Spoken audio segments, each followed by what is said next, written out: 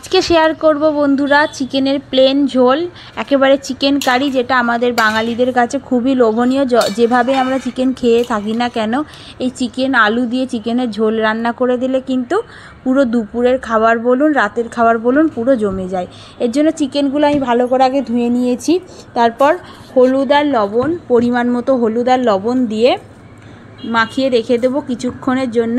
এটা ম্যারিনেট করে রাখছি, আর কিছুই দিচ্ছি না মাংসের মধ্যে। খুবই সিম্পলভাবে রান্নাটা করব, কিন্তু সহজভাবে রান্না করলেও এর স্বাদ হবে অনেক সুন্দর, অনেক ভালো। তারপর কড়া গরম করতে বসিয়ে দিয়েছিলাম গ্যাসে, আর এরপর তেল দিয়ে দিলাম, সর্ষের তেল। এই সর্ষের তেলটা দিলাম একটু বেশি, কারণ মাংসগুলো আমি এর মধ্যে ভাজবো। একটু মাংস ভেজে নিয়ে রান্না করলে দারুণ খেতে হয়। আমি একবার রান্না করেছিলাম, তারপর থেকেই আমি যখনই মাংস রান্না করি তখনই আমি মাংসগুলো একটু ভেজে নিয়ে তারপর রান্না করি।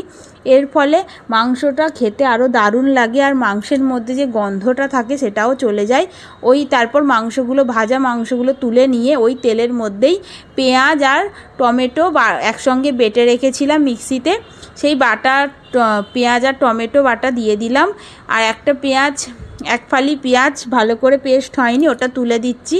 ভালো করে মশলাটা একটু আঁচটাকে বাড়িয়ে ভালো করে ভাজবো। এরপরেই এর মধ্যে দিয়ে দিচ্ছি আদা রসুন বাটা 1 চামচ। সব মশলাগুলো একটু ভালো করে ভেজে নেওয়ার পর তারপরেই গুঁড়ো মশলাটা দেব, নাহলে পেঁয়াজের কাঁচা কাঁচা গন্ধটা থাকবে, আর মশলার কাঁচা গন্ধ থাকলে খেতে ভালো লাগবে না। বাকি যে মশলাটা ছিল ম্যারিনেট করার পর, যেটুকু মশলা ছিল, লবণ আর হলুদ আর লঙ্কার গুঁড়ো, সেটাও দিয়ে দিলাম। দিয়ে ভালো করে কষিয়ে নিচ্ছি। তারপর ভেজে রাখা চিকেনটাও দিয়ে একসঙ্গে সব মশলা, পেঁয়াজ রসুন সব কিছু একসঙ্গে মিশিয়ে নিয়ে একটু কষিয়ে নেব আঁচটাকে বাড়িয়ে, কারণ এই কষানোটাও ভালো করে কষাতে হয়, না কষালে কিন্তু সেই কালারও আসবে না, খেতেও ভালো লাগবে না। তেল ছেড়ে দিয়েছে মানে কষানোটা ভালো হয়ে গেছে প্রায়। এরপর আমি এর মধ্যে, যেহেতু চিকেন কারি বানাবো বেঙ্গলি স্টাইলে, সেই জন্য আলু তো দিতেই হবে, আলু মাস্ট। কিন্তু আলুটা আমি আগে দিইনি, এখনই আলুটা দেব। আলুটা দিয়ে মাংস আর আলু একসঙ্গে কষিয়ে নেব। এতেও কিন্তু সময়টাও আমাদের অনেকটা বেঁচে যায়, আর আলাদা করে আলু ভাজতে হবে, অনেক ঝামেলা থাকে, সেটা থেকেও মুক্তি পাওয়া যায়।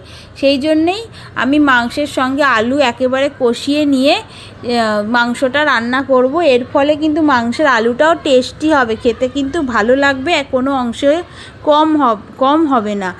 এরপর ভালো করে কষিয়ে নিয়ে আমি এর মধ্যে উষ্ণ গরম জল দেব।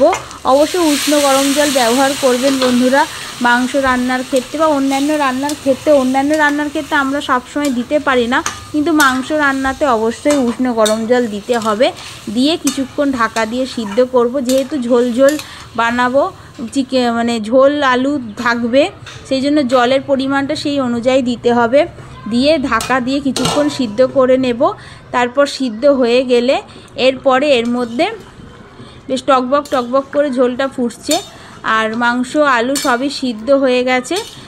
চাইলে একটু দেখে নেবেন খুন্তি দিয়ে ঠিকঠাক আছে কি। তারপর এর মধ্যে আমি লাস্টে গরম মশলা অ্যাড করে দেবো, দারচিনি এলাচ লবঙ্গ গুঁড়ো করে রেখেছিলাম, ওটা দিয়ে দিলেই কিন্তু আমার মাংস রেডি হয়ে যাবে।